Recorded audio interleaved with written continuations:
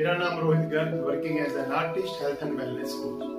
तो दोस्तों, जब बात आती है सफलता पाने की, जब बात आती है किसी काम में ग्रो करने की, जब बात आती है अपने सपनों को पूरा करने के लिए, तो इस काम को किए बिना कोई भी काम सफल नहीं हो सकता। उसे कहते हैं निवेश करना, इन्वेस्टमेंट करना। हम सभी लोग इन्वेस्ट करते हैं। कई बार हम अपनी लग्जरियस चीजों को खरीदने में इन्वेस्टमेंट करते हैं, कई बार अपने घरों में इन्वेस्टमेंट करते हैं, कई बार हम अपने काम में इन्वेस्टमेंट करते हैं। लेकिन एक इन्वेस्टमेंट जो इन सभी इन्वेस्टमेंट्स के लिए जरूरी है वो है खुद में निवेश करना। तो ये 2 पॉइंट जो सफल लोगों के लिए जरूरी है, सफलता के लिए जरूरी है, वो है खुद में निवेश करना। तो जब आप खुद में निवेश करने का संकल्प लेते हैं तो आप अपने आप को अपने ड्रीम के अकॉर्डिंगली चेंज करते हैं। आप उन सभी चीजों को सीखते हैं जो आपके सपनों को पाने के लिए जरूरी है। खुद में निवेश करने के लिए आपको एक माइंडसेट बनाना पड़ता है। आप सोचिए, क्या कोई भी कंपनी ग्रो कर सकती है अगर वो अपनी R&D में निवेश ना करे? क्या कोई भी ऑर्गेनाइजेशन आगे बढ़ सकती है अगर वो अपने में निवेश ना करे? क्या कोई भी कंट्री आगे बढ़ सकती है अगर वो अपने इंफ्रास्ट्रक्चर में निवेश ना करे?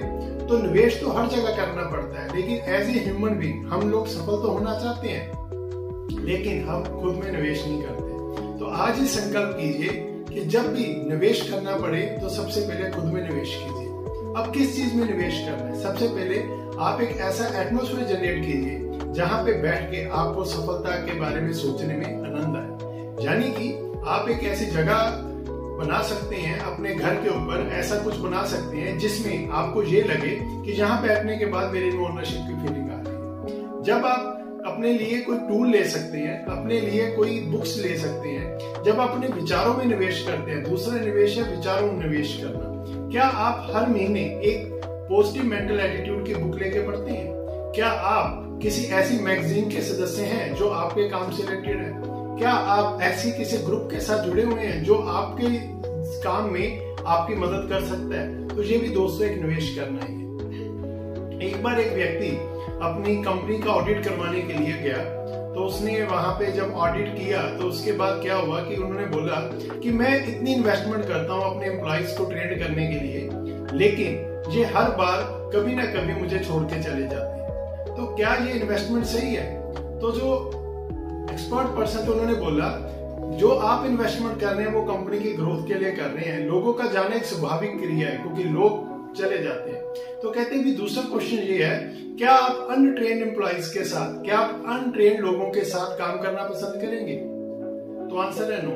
तो दोस्तों, जब बड़ी बड़ी कंपनीज अपने एम्प्लॉइज को ट्रेन करने के लिए इतनी इन्वेस्टमेंट करती हैं, तो क्या हम अपने ऊपर कोई इन्वेस्टमेंट नहीं कर सकते?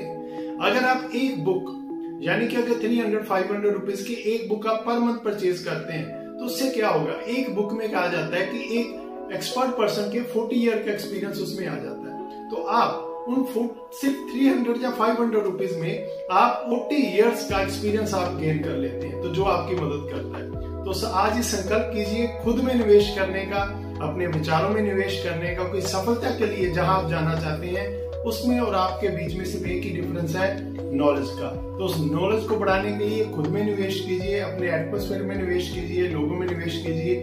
अब मिलते हैं हम नेक्स्ट वीडियो में। Thank you very much.